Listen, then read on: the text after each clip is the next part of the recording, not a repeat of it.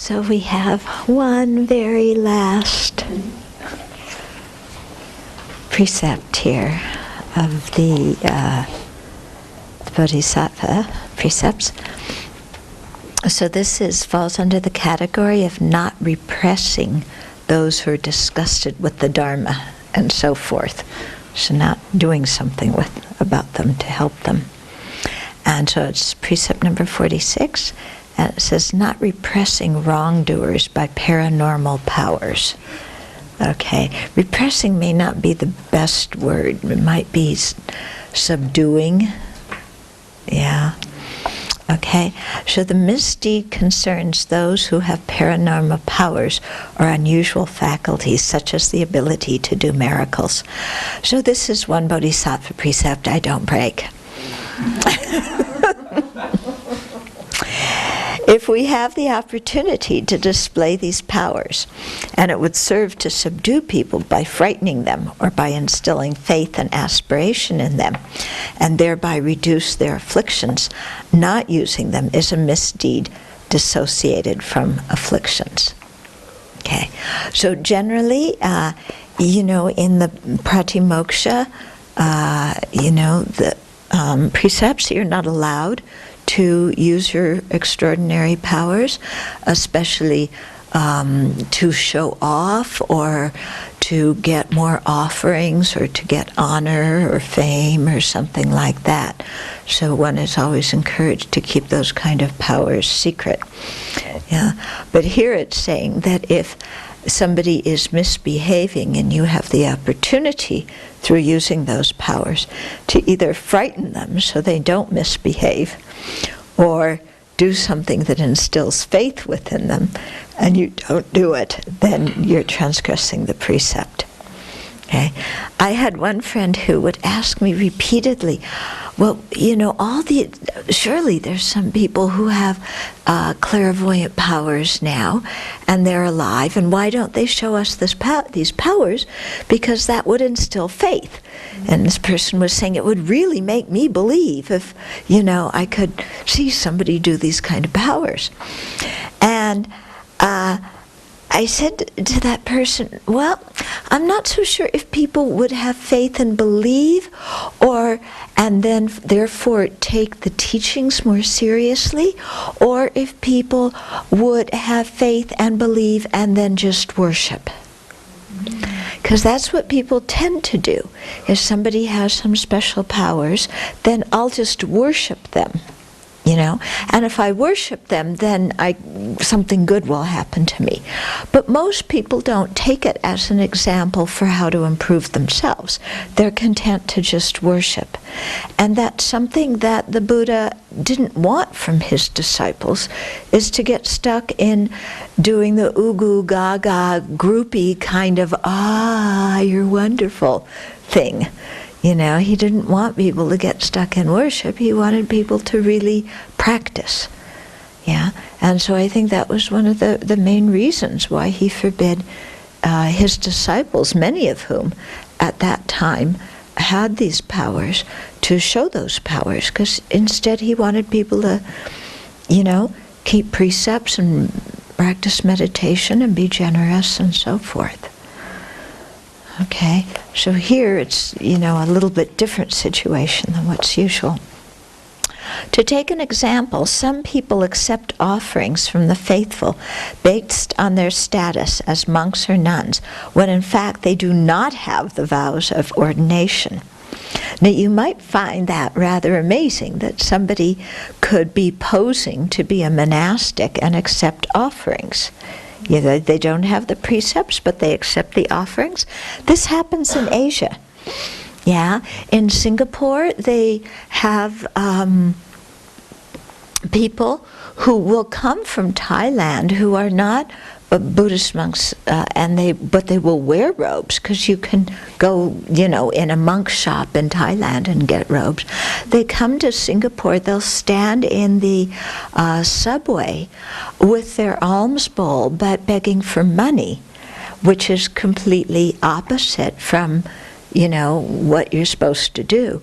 But many people don't know that, or they think, oh, here's a monk who's stuck here, he needs money for his ticket, and so they give money thinking, because they have faith in monastics.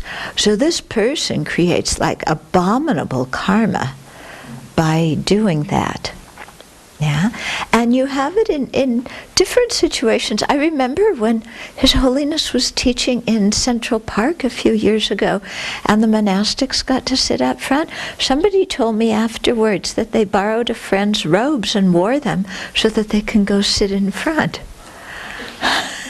Yeah, some American told me that.